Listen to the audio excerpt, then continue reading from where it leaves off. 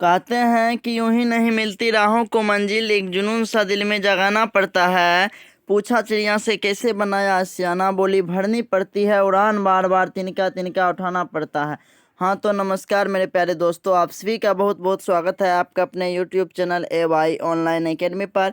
आज के इस वीडियो में हम बिहार बोर्ड क्लास 10th के सामाजिक विज्ञान के मॉडल सेट 1 को करेंगे, जो आपके एग्ज़ाम 2024 के लिए बहुत ही महत्वपूर्ण है। तो बिना देरी के वीडियो को स्टार्ट करते हैं। और अगर आप इससे पहले कि हमारे चैनल को सब्सक्राइब नहीं किया है तो प्लीज़ जो है चैनल को सब्सक्राइब कर लीजिए। तो चलिए स्टार्ट करते हैं। आपका पहला प्रश्न है कि अंतर्राष्ट्रीय मजदूर दिवस किस तिथि को मनाया जाता है। तो इसका सही उत्तर आपका ऑप्शन डी हो जाएगा, 1 मई को। यानी कि 1 मई को जो है अंतर्राष्ट्रीय मजदूर दिवस जो है वो मनाया जाता है।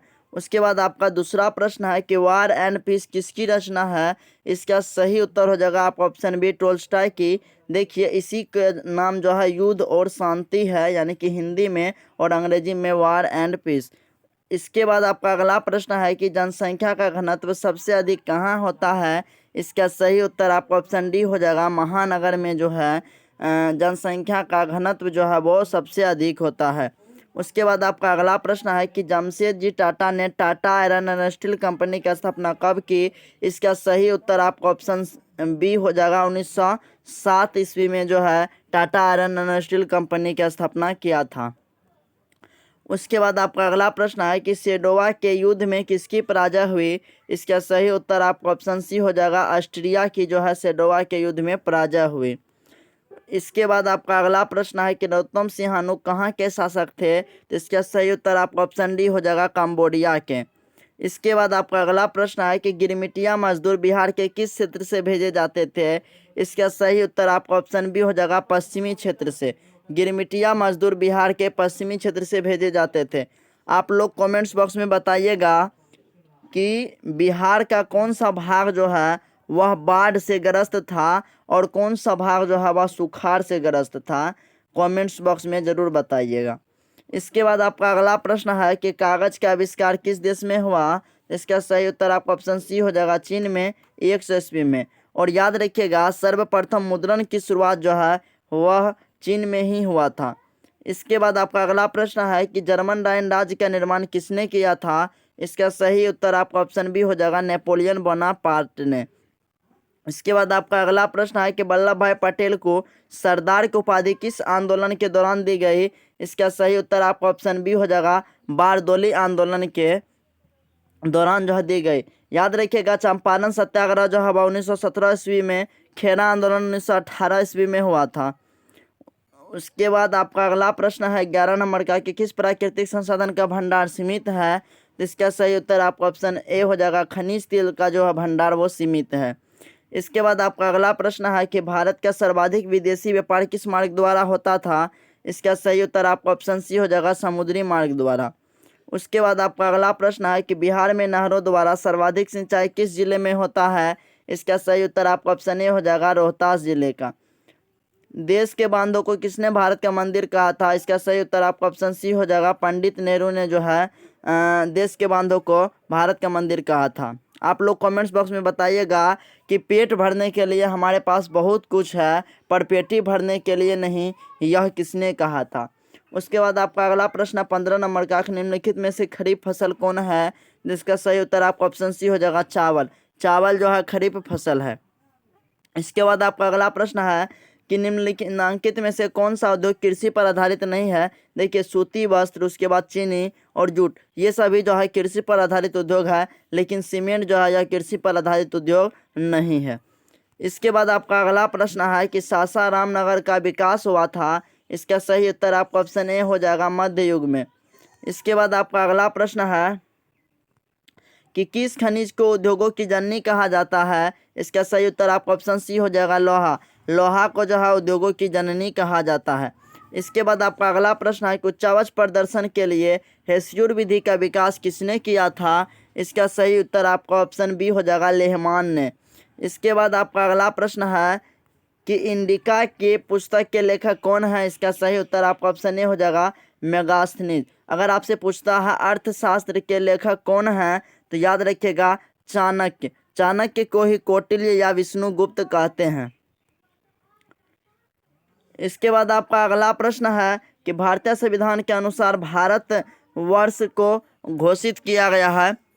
इसका सही उत्तर आपका ऑप्शन डी हो जाएगा, धर्मनिरपेक्ष राज्य जो है भारत को घोषित किया गया है। इसके बाद आपका अगला प्रश्न है कि संघ सरकार का उदाहरण है। इसका सही उत्तर आपका ऑप्शन ए हो जाएगा, अमेरिका। अमेरिका जो है यह संघ सरकार का उदाहरण है। इसके बाद आपका अगला प्रश्न है कि निम्नलिखित में से कौन केंद्र शासित प्रदेश है। छत्तीसगढ़, केरल, उत्तराखंड। ये तो राज्य है, ऑप्शन सी हो जाएगा इसका करेक्ट आंसर, चंडीगढ़ यह केंद्र शासित प्रदेश है। इसके बाद आपका अगला प्रश्न है कि राजनीतिक दलों की नींव सर्वप्रथम किस देश में पड़ी। इसका सही उत्तर आपका ऑप्शन ए हो जाएगा, ब्रिटेन में। इसके बाद आपका अगला प्रश्न है कि किस देश में बहुदलीय व्यवस्था नहीं है। जिसका सही उत्तर आपका ऑप्शन डी हो जाएगा, ब्रिटेन। ब्रिटेन में जो है बहुदलीय व्यवस्था नहीं है। आप लोग कमेंट्स बॉक्स में एक और प्रश्न का जवाब दीजिएगा कि बांग्लादेश जो है यह कब आज़ाद हुआ, और उसके बाद श्रीलंका जो है यह कब आज़ाद हुआ। अगर आपको वीडियो अच्छी लग रही होगी तो वीडियो को लाइक ज़रूर कीजिएगा और सब्सक्राइब भी ज़रूर कीजिएगा। चलिए अगले प्रश्न की ओर बढ़ते हैं। अगला प्रश्न आपका कि किस सरकार में चुनाव नियमित रूप से होते हैं। इसका सही उत्तर आपका ऑप्शन ए हो जाएगा, लोकतंत्र में। इसके बाद आपका अगला प्रश्न है कि इनमें कौन सा तत्व जो है वह लोकतंत्र की स्थापना में बाधक है। इसका सही उत्तर आपका ऑप्शन सी हो जाएगा, अशिक्षा। अशिक्षा जो है लोकतंत्र की स्थापना में बाधक है। इसके बाद आपका अगला प्रश्न है कि भारतीय लोकतंत्र के कितने अंग हैं। इसका सही उत्तर आपका ऑप्शन बी हो जाएगा, 3 अंग।